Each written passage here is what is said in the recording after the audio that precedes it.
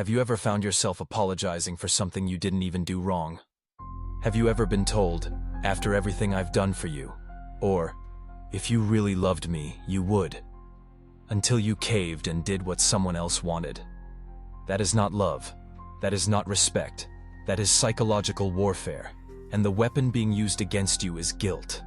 Guilt is supposed to be an internal compass. It reminds us when we've crossed a line, when we've hurt someone, when we've betrayed our values. But in the wrong hands, guilt becomes a chain. Manipulators know how to twist it, magnify it, and plant it where it doesn't belong. They create guilt where there should be none.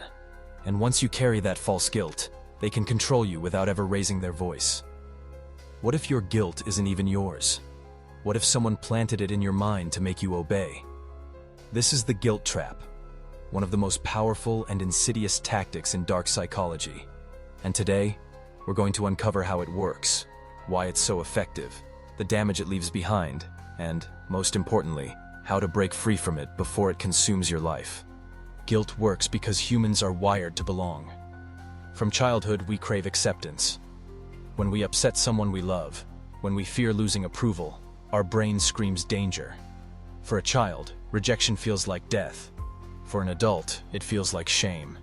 Manipulators know this. They know that the fear of being seen as selfish, ungrateful, or not good enough is stronger than logic, and they weaponize that fear to keep you obedient. Have you ever done something you didn't want to do just to avoid disappointing someone else? That is the first step into the guilt trap. In relationships, guilt is one of the narcissist's favorite weapons. They might say, "If you loved me, you would do this for me." Or, "I can't believe after everything I've sacrificed, you won't do this one thing." Suddenly, your boundaries disappear. You no longer ask if something is fair. You only ask, "Will I feel guilty if I say no?" One woman shared how her partner used guilt to keep her trapped. "Whenever I wanted to spend time with my friends, he would say, 'Oh, I guess I'm not enough for you anymore.' I felt like a terrible person, so I stopped going out. I thought I was choosing love, but really, I was choosing fear of guilt." Have you ever canceled your own plans? Not because you wanted to, but because someone made you feel guilty for putting yourself first? That's not compromise, that's control. In families, guilt is even more powerful.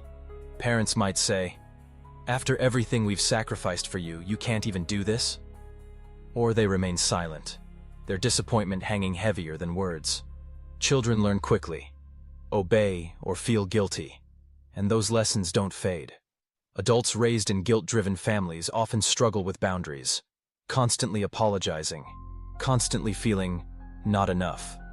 Have you ever heard your parents' voice in your head, shaming you long after you've grown up? That is guilt's shadow, still controlling you years later. At work, the guilt trap is just as destructive.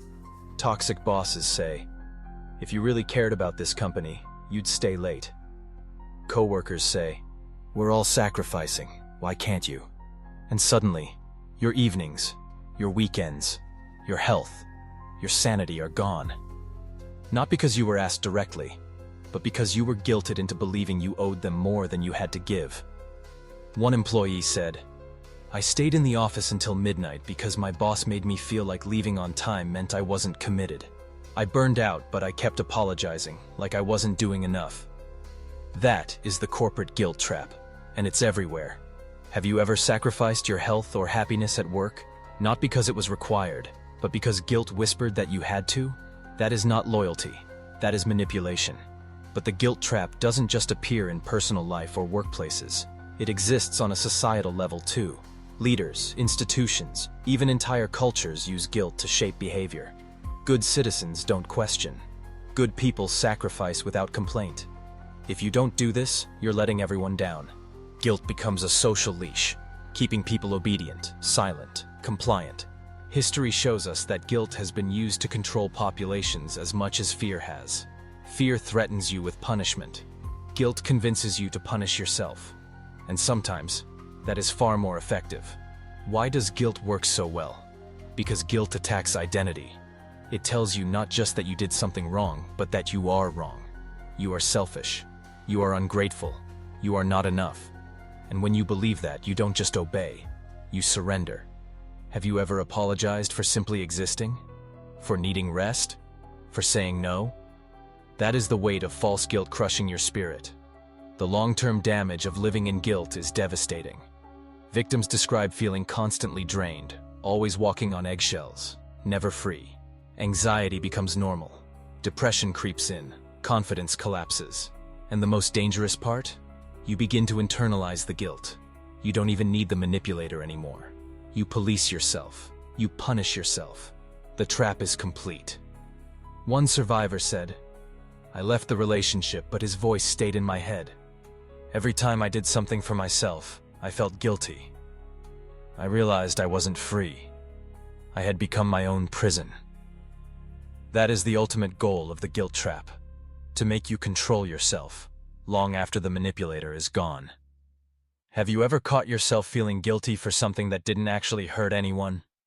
That's the echo of someone else's manipulation still inside you. So how do you escape the guilt trap? The first step is to recognize the difference between real guilt and false guilt. Real guilt happens when you betray your values. False guilt happens when someone convinces you that you have. Real guilt leads to growth. False guilt leads to control. Learn to ask, is this guilt mine, or was it planted in me? The second step is boundaries. Manipulators hate boundaries, because boundaries break guilt's spell. If someone says, "If you loved me, you would," respond with, "Love doesn't mean sacrificing my identity." If your boss says, "If you cared, you'd stay late," respond with, "I care, but I also need rest." Boundaries turn guilt into noise instead of a weapon. The third step is self-compassion. Manipulators want you to see yourself as flawed, selfish, unworthy. But the truth is, saying no doesn't make you bad. Prioritizing yourself doesn't make you selfish. Refusing to carry false guilt makes you free. And finally, distance. Some relationships cannot be healed. If someone's guilt trips consume your life, walking away is not betrayal. It is survival. Have you ever imagined what your life would look like without the constant weight of guilt on your shoulders? What choices would you make if you stopped apologizing for existing? That freedom is possible, but only if you break the trap. The guilt trap is one of the most powerful tools of dark psychology because it doesn't just control your actions. It controls your identity. It makes you believe you are never enough. But once you see the trap for what it is, once you refuse to carry guilt that isn't yours, you reclaim your power. So here's the haunting question.